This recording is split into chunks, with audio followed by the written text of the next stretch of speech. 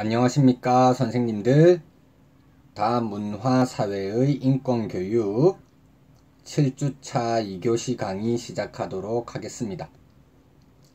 이제 다음주 8주차가 중간고사 기간이고, 저희는 중간고사를 별도로 실시하지 않고 대체 과제물로 운영하기 때문에 중간고사 기한에 맞추어 가지고 선생님들께서는 이 클래스 통해서 반드시 제출을 해 주셔야 되겠습니다. 어려운 와중에도 이제 열심히 수강해 주고 계시는 선생님들 대해서 가능하면 이제 가장 좋은 학점을 드리기 위해서 저도 노력하고 있는데요. 오프라인 강의라고 하면 이제 서로 좀 배려가 가능할 수 있는 그런 부분이 있는데, 온라인 강의에서는 이제 이게 다이렉트로 기록이 남다 보니까 제가 어떻게 배려해 드리기 힘든 부분이, 예를 들어서 결석을 하시게 되면 자동으로 점수가 계산이 돼서 감점이 되고요. 기한 내에 이제 과제를 제출하지 않은 것, 이런 것도 다 기록에 남기 때문에 이왕 이제 열심히 수강하고 계신 거 마지막 15주차까지 들으시고 만족스러운 학점까지 받아 가셔야 되기 때문에 선생님들께서 착오 없이 기한 내에 제출해 주시길 다시 한번 당부드립니다.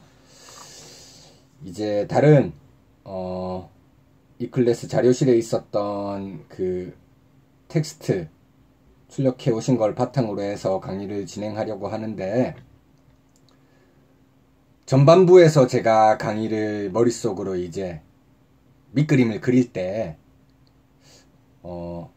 인간 존중 사상, 이것을 윤리적 맥락에서 설명하기 위해서는 다문화와 윤리를 접목시키는 그런 내용에 대해서 선행적으로 강의를 하고, 그 다음 이제 동양과 서양의 인간 존중 사상에 대해서 선생님들께 또 강의를 해드리면 되겠다.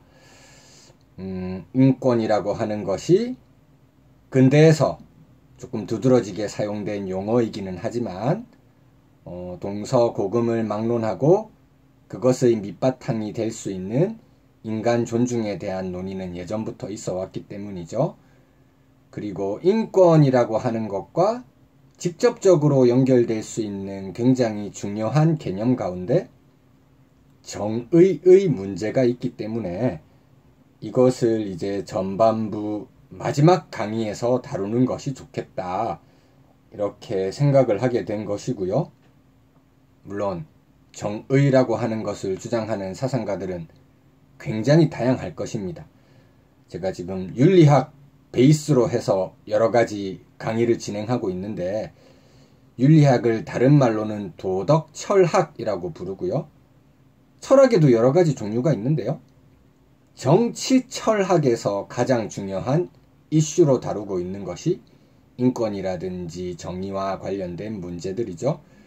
현대의 가장 위대한 정치 철학자라고 하면 롤스를 빼놓을 수 없기 때문에 롤스의 정의론을 소개시켜 드리려고 했던 겁니다. 하지만 바로 롤즈에 대해서 이제 이야기하게 되면 그의 주장 이해하는 것이 조금 애매할 수 있기 때문에 정의에 대한 다양한 논의들을 이제 밑거름 삼아서 롤즈까지 건너가는 그런 작업이 필요할 것 같습니다. 제가 지금 선생님들께는 롤즈 이렇게 말씀드리고 텍스트에는 롤스라고 되어 있잖아요. 아마 외국어 표기법 여기에 따르면 롤스가 맞나 봅니다. 뭐 단행본이라든지 교과서에 나올 때는 롤스라고 많이 나오더라고요. 근데 전문적인 논문 이런 데서는 또 롤즈로 많이 이렇게 쓰고 있거든요. 어떻게 제가 발음하든지 동일한 사상가라고 이해해 주시면 좋을 것 같습니다. 이제 롤스 혹은 롤즈로 나가기 위한 밑거름으로서 정의 개념이 어떻게 발달해 왔는지 그 변천사를 한번 살펴볼까 합니다.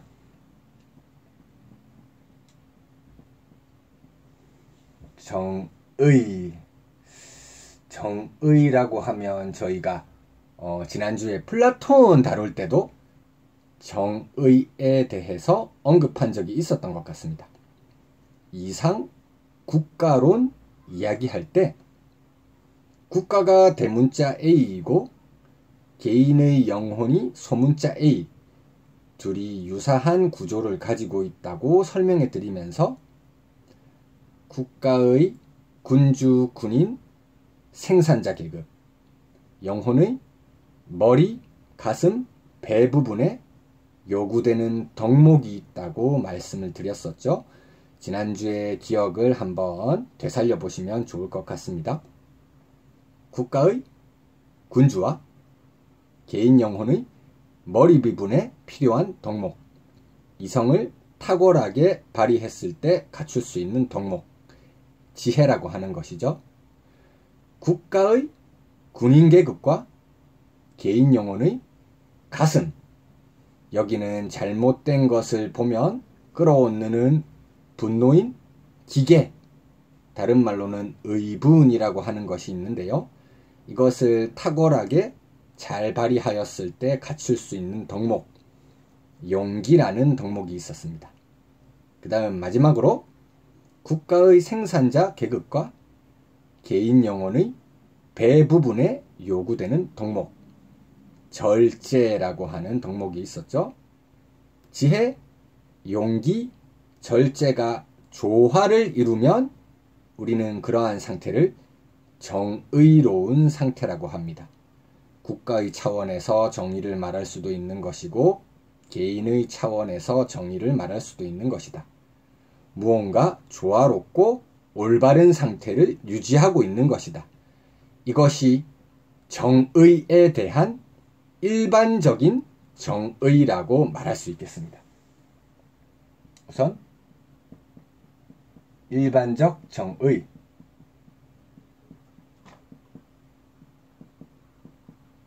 조화로움, 다른 말로는 올바름이라고 이야기할 수 있겠고요. 일반적 정의를 언급할 때 이 조화로움과 올바름의 상태를 말하면서도 하나 추가로 많이 논의되고 있는 내용이 있습니다. 정의의 여신상이 주로 정부 부처 중에 어디 앞에 가면 많이 세워져 있는지 아십니까? 그렇습니다. 법무부죠. 법원 앞에 많습니다. 정의라고 하는 건 한쪽으로 치우치지 않는 올바름, 이런 측면에서 이 올바름을 준법과 연결시키는 경우가 굉장히 많습니다. 그래서 이 일반적 정의가 준법과 연결되는 경우가 많다는 걸 기억해 두시는 게 이제 정의에 대한 첫 번째 이해이고요. 우리가 정의라고 하는 용어를 사용하는 용례는 이렇게 일반적인 차원도 있겠지만 일상생활의 구체적인 행위라든지 장면 속에서도 정의라고 하는 단어들을 꽤나 많이 사용합니다. 그렇다면 일반적으로 우리가 사용하는 정의의 의미가 있을 수 있겠지만 일상생활의 구체적인 상황 속에서 또 다르게 사용하는 정의의 의미 또한 존재할 수 있을 것 같습니다. 이러한 정의를 특수적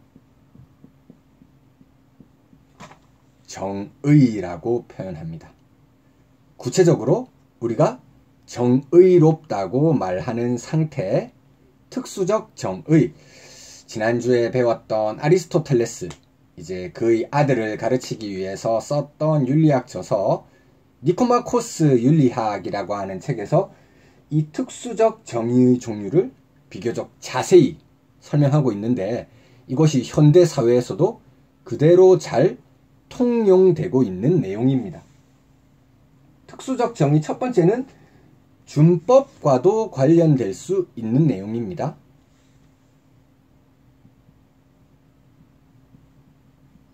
교정적 정의, 교정적 정의라고 표현하는 내용입니다. 처벌과 배상에 있어서 정당성 문제를 다루면 우리는 그것을 교정적 정의라고 합니다. 다른 말로는 응보적 정의라고도 하거든요. 선생님들, 응보주의가 가장 두드러지게 잘 나타나 있는 법전이 있죠. 함무라비 법전이라고 하는 것인데요. 함무라비 법전에서 가장 우리에게 익숙하게 잘 알려져 있는 문구가 있습니다. 바로 눈에는 눈, 이에는 이라는 것이죠. 눈에는 눈, 이에는 이, 그것을 교정적 정의에 그대로 적용하자면 다른 사람에게 100만 원 정도의 피해를 주었다면 산술적으로 동일하게 100만 원 정도의 배상을 해 주어야 한다. 그래서 교정적 정의는 대부분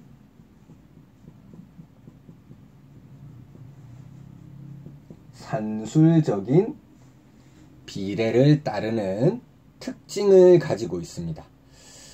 지금 저희가 이제 다문화 교육 이것과 관련해서 이야기하는 것은 특수적 정의 가운데서도 이제 두 번째 형태와 관련된다고 할 수 있을 텐데요. 사회 속에서 무엇인가 가치 있는 것을 사람들이 어떻게 나누어 가질 것인가와 관련되는 논의, 우리는 이러한 논의를 분배적 정의라고 표현합니다. 자, 다문화 교육과 관련해서 우리에게 유의미할 수 있는 정의의 유형이 바로 분배적 정의가 될 것입니다. 선생님들께서도 잘 알고 계시겠지만 이때 분배라고 하는 건 유형의 재화에만 국한되는 것은 아닙니다. 돈을 어떻게 나눌 것인가? 이것이 아니라 사람들이 가치 있다고 생각하는 직위라든지 직책에 접근할 수 있는 여러 가지 기회들 있잖아요. 교육을 통해서 이러한 직책에 접근할 수 있는 기회, 폭들을 넓혀 나가게 되죠. 그런 측면에서 교육이라고 하는 게 분배적 정의와 굉장히 폭넓게 관계되어 있는 것이라고 이해할 수 있습니다. 최초의 분배적 정의에 대한 논의, 이것은 조금 기본적인 수준에 그쳤습니다. 자, 제일 처음 분배적 정의. 우선은 이 분배적 정의는 교정적 정의가 산술적 비례를 따르는 것과는 조금 다르게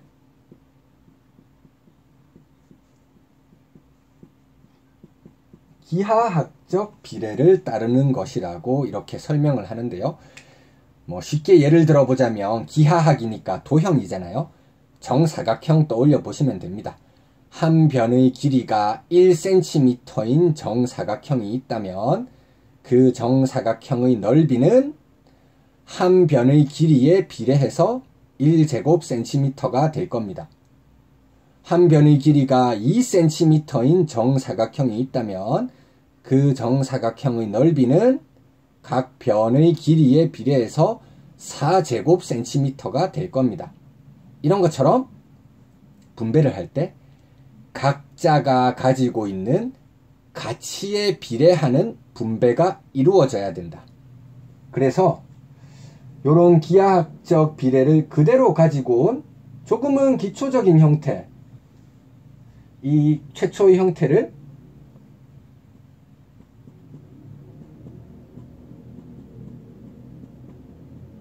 형식적 정의라고 표현합니다. 형식적 정의.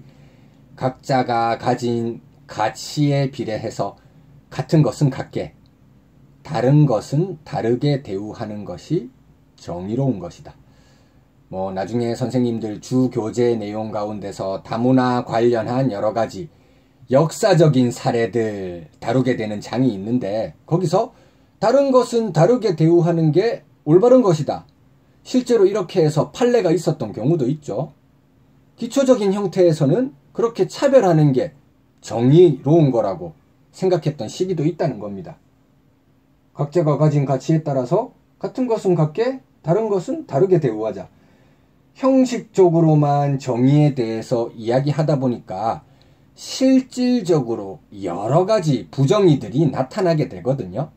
그래서 형식적으로만 적용할 게 아니라 실질적인 정의를 달성하기 위해 노력해야 한다. 이런 주장이 등장하게 되겠죠.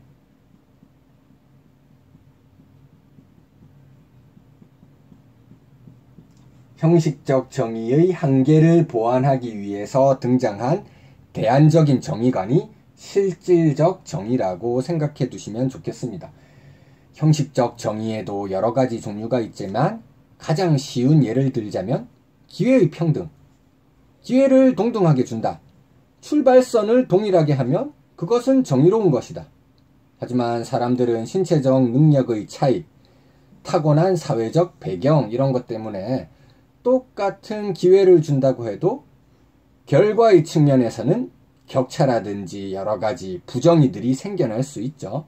그래서 실질적 정의 주장하는 사람들이 가장 처음에 주장했던 실질적 정의를 달성할 수 있는 방법이 바로 기회의 평등.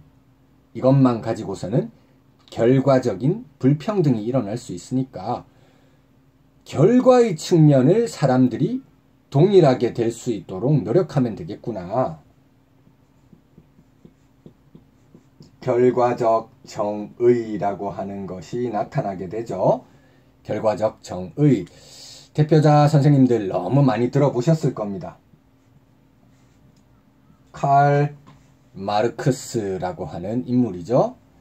이제 서구에서 자본주의가 심화되고 발전되어 가던 시기에 자본주의는 발전되어 가고 있는데 왜 이렇게 사람들 사이의 불평등, 격차는 더 심해질까?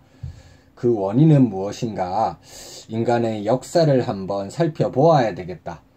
마르크스가 생각할 때 인류의 역사는 5단계로 발달해 간다고 생각했었습니다. 첫 번째 단계는 원시 공산사회. 사유재산이라든지 계급의 개념 자체가 전혀 없고 자연에 있는 모든 것, 각자가 필요한 만큼만 사용하던 그런 원시적인 시기가 있었죠. 거기서 이제 신석기 시대의 농업혁명 이후에 생산물이라고 하는 게 누적되면서 사유재산이라고 하는 개념이 등장하잖아요. 자연스럽게 사유재산을 더 많이 가진 사람과 그렇지 않은 사람, 사유재산 많이 가지고 있는 사람은 계급이 높을 것이고요. 그렇지 않은 사람은 계급이 낮을 것입니다. 계급 높은 사람을 위해 계급이 낮은 사람이 봉사하는 인류의 두 번째 역사, 최초 계급 개념이 시작되는 고대 노예제라고 하는 것이 등장하죠. 주인을 위해 봉사하는 노예가 등장한 시기입니다. 세 번째 시기, 중세 봉건제인데요. 영주와 농노라고 하는 형태로 주인과 노예의 관계가 심화되죠.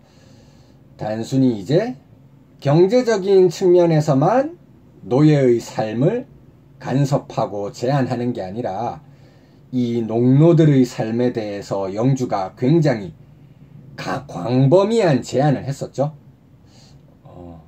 초야 제도라고 하는 좀 끔찍한 제도도 있었잖아요. 농노들이 혼인을 하게 되면 신부의 첫날 밤은 영주와 함께 보내야 되는 겁니다. 얼마나 끔찍하고 반인간적인 제도입니까?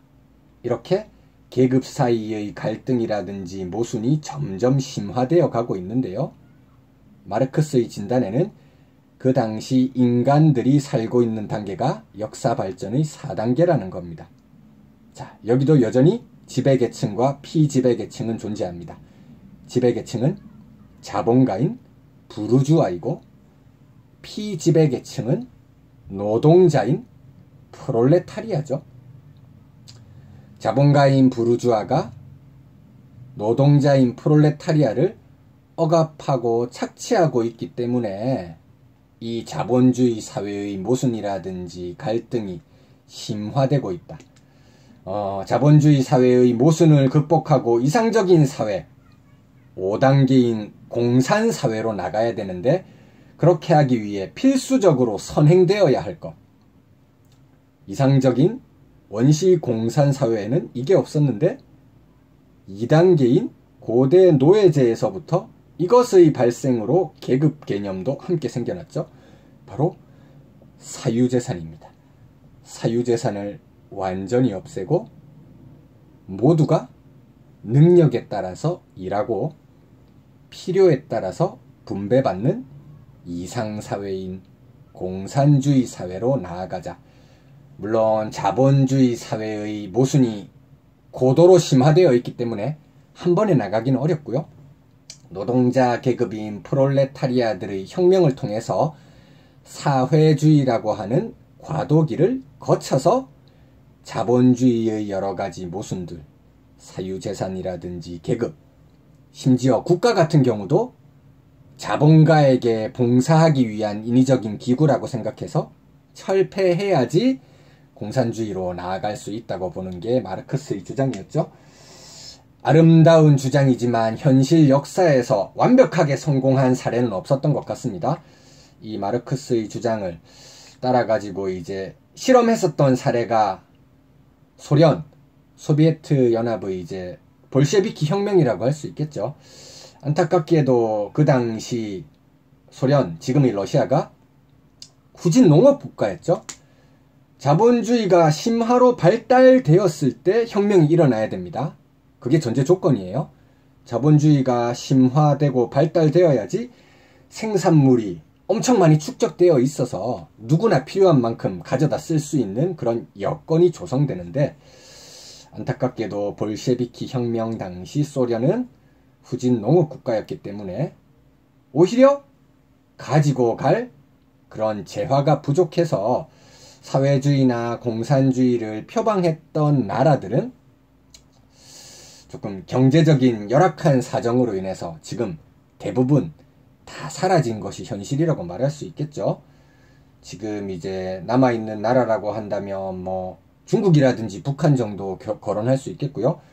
중국 같은 경우도 정치적인 측면에서는 공산주의 표방한다고 하지만 경제적인 측면에서는 흑묘론, 백묘론, 검은색 고양이든 흰색 고양이든 쥐만 잘 때려잡으면 된다. 시장 경제 받아들인다고 해도 나라만 잘 살면 된다. 이렇게 해서 경제적인 측면에서는 자본주의 문을 이미 열었습니다. 완벽한 형태로 결과적인 정의 구현하려고 하는 시도는 어떻게 보면 조금 실패했다고 말할 수 있을 것 같습니다. 그리고 이런 측면도 있겠죠. 능력에 따라서 일하고 필요한 만큼 누구나 분배받는다. 그렇다면 다르게 생각해보면 능력이 부족해서 일을 조금 적게 해도 누구나 자신이 필요한 만큼 분배받을 수 있는 것이거든요. 굳이 열심히 일할 필요가 없겠구나. 근로 의욕이 저하되는 그런 현실적인 한계점 또한 드러내게 되는 것이죠. 그래서 사회주의나 공산주의를 표방했던 여러 나라들이 몰락의 길을 걸어가게 되고요. 그렇다면 어떻게 실질적인 정의를 보장할 수 있을까? 결과를 똑같이 만들기보다는 어떻게든 정의를 달성하기 위해서 그 과정에 있어서의 공정함,